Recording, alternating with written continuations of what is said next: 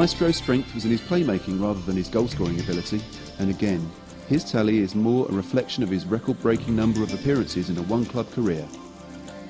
However, 158 goals places him second only to Ivor's record.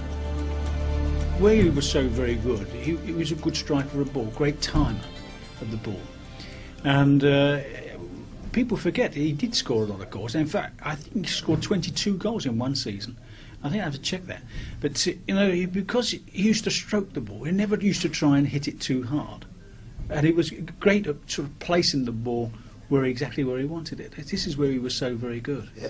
John was a fantastic player, but as you say, Patrick, he was more making the goals. I mean, he probably had two of the best feet. When I say best feet, he could strike the ball with left or right foot as good as anybody in the world, and he didn't score as many goals as he should have done. He'd rather set up somebody else to have the final shot of goal or the final striker on the target. But he scored one with his head. And I remember that Graham Leggett hit it a very hard, low-driven cross into the near post, and Johnny went and headed it and knocked himself out. And part of the fact he went in like a rocket, you know, he came away looking very, very dazed, you know, because he had to glance it in, you know. But you know, we were playing with those awful balls in those days, Patrick. You know, they were Weber T-balls, and they probably weighed about 32 ounces by the time the game ended.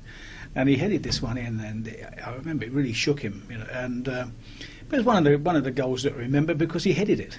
You didn't see Johnny head the ball very much. He was very correct in what he did.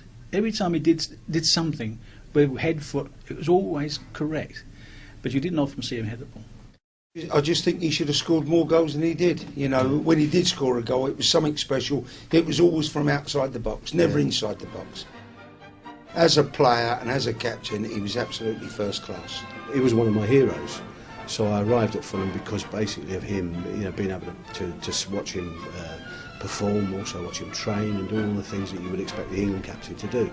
And literally on my debut against Leyton Orient, when I was 17 years of age, I was 17 in November, and my debut was in the February. And then on the opening day of my debut, Johnny Haynes scored a hat-trick against Leyton Orient. We beat Leyton Orient 5-2, and he scored 3 goals. So to have your first game, playing with the captain of England, you know, and one of your heroes, and he scores a hat-trick, I mean, absolutely phenomenal. I see him score a hat-trick against Russia once as well, at Wembley. Frank Osborne, who was the old general manager here when I was a kid, you know, took the whole of the club over to Wembley this afternoon when Ainsley was playing, because they didn't have floodlights in those days at Wembley. And he said to me, son, he said, you're going to see probably one of the greatest players you'll ever see. He said, play today. And I wondered who he was talking about. I mean, I'd seen Haynes, of course I had as a kid. But the performance that he put on against Russia was absolutely phenomenal. You know, the captain of England scored 3 goals for England at Wembley. He was just wonderful. What a loss to England if he'd gone to the Italians. Here comes the second one. At the Royal Box, he was congratulated by the Queen as he received the international trophy. Easily Fulham's best player ever. One of England's greatest players, no doubt about that. Out at Walton-on-Thames, let's meet Mr. Trinder. The famous comedian somehow finds time to be Fulham chairman as well as a star. Tell me, Tommy, did Haynes take much persuading to stay? None at all. You see, Fulham and Johnny Haynes are synonymous in as much as he left school, came to Fulham, has been with us 11 years.